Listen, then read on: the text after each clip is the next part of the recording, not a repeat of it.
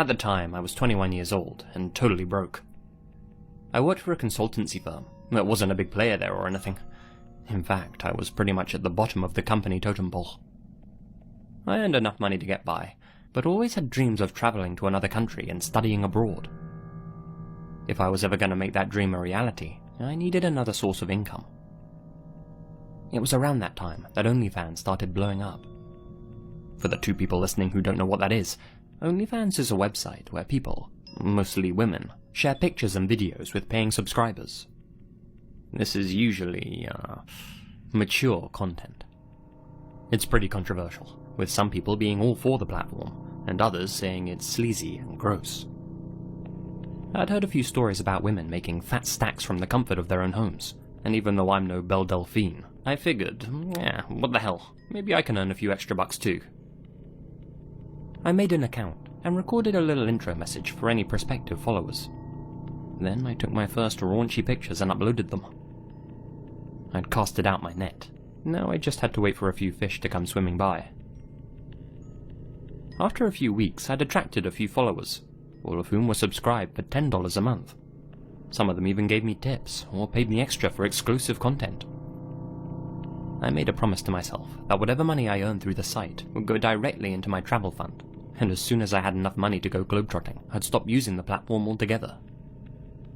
In the meantime, I had a lot of work to do at my real job. One afternoon, I was at a business conference, networking alongside my co-workers. Where I live, business cards are still a formality, even for low-level grunts like me, and I handed out dozens to prospective clients who seemed interested in working with our company.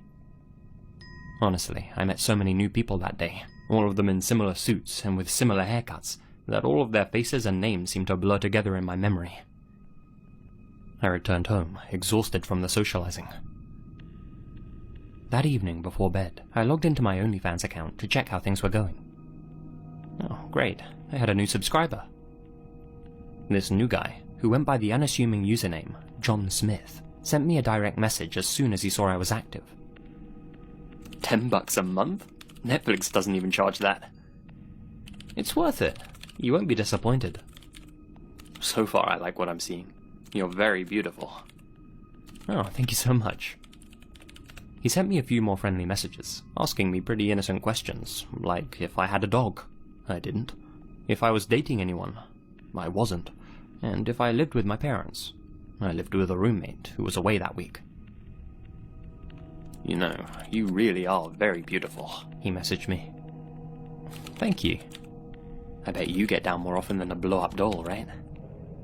Oh. Can I make a request? Like a picture request? It depends what it is, and what you tip me. If I give you $5 right now, would you take a picture of yourself pouting into the camera? Well, it had been a long day, but even though I was tired, I wanted the money, so I quickly dolled myself up and took the picture for the guy. I sent the picture, which he could unlock for $5. He unlocked it, and seemed pleased with what I'd sent. No more than a minute later, he sent me another request. How about one of your pretty feet now? I'll pay you another $5. Sure, whatever you want. I'll never get what's up with some guys and feet, but of course I took the picture for him and sent it, again behind a $5 paywall. He made a couple more requests, each time paying me $5. Easy money, I thought. One of me in high heels, one of me in such and such a position, etc. Then he sent me another request, this time for $10. Add me on Instagram. He included his account name in the message. $10 just to add a guy on Instagram? Sure, why not? I hadn't updated my Insta for over a year, and only had a couple of posts on there anyway. I took his $10 and added him. Strange, there weren't any posts on his account, but the circle around his blank profile picture was highlighted, meaning he had recently added to his Instagram story. Just out of curiosity, I clicked on it to see what he had posted.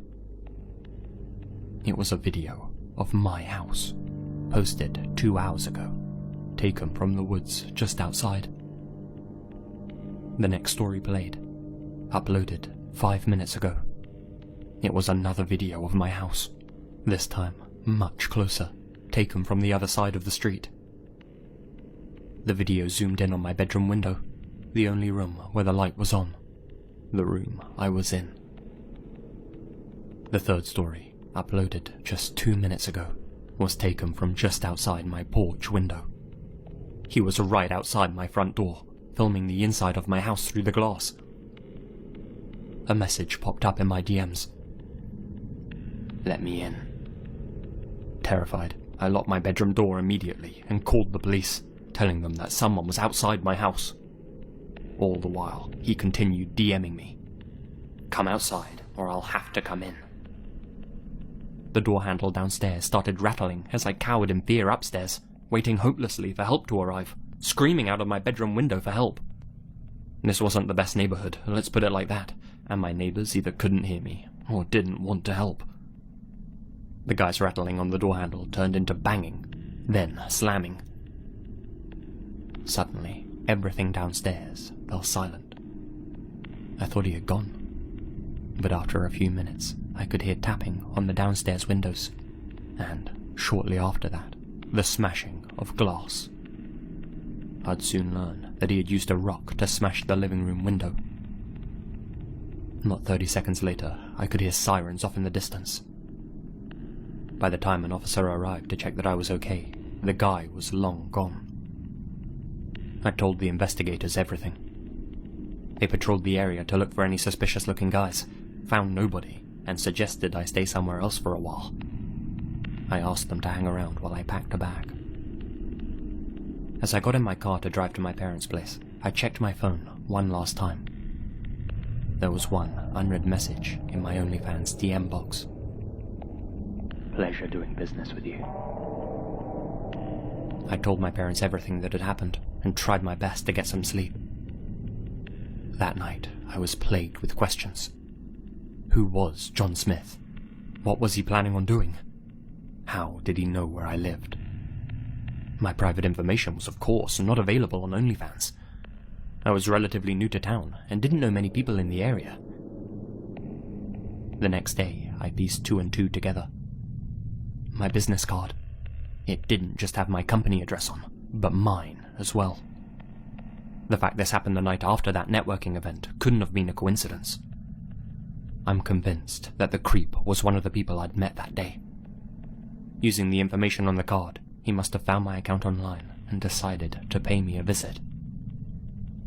I passed that information along to the authorities, along with the dozens of business cards I'd collected that day. This, of course, resulted in nothing. There was no evidence to speak of, and the Insta account was obviously a throwaway. I realize now that he was asking me those friendly questions at the start to see if I lived alone and to check I didn't have a guard dog. Needless to say, I quit using the site. I've moved back in with my parents permanently now, but can't afford to give up my job at the consultancy firm. Now, whenever I go into work and meet with our clients, I put on a brave face, but inside, I'm always questioning whether the guy I'm working with is the same one who was outside my house that night.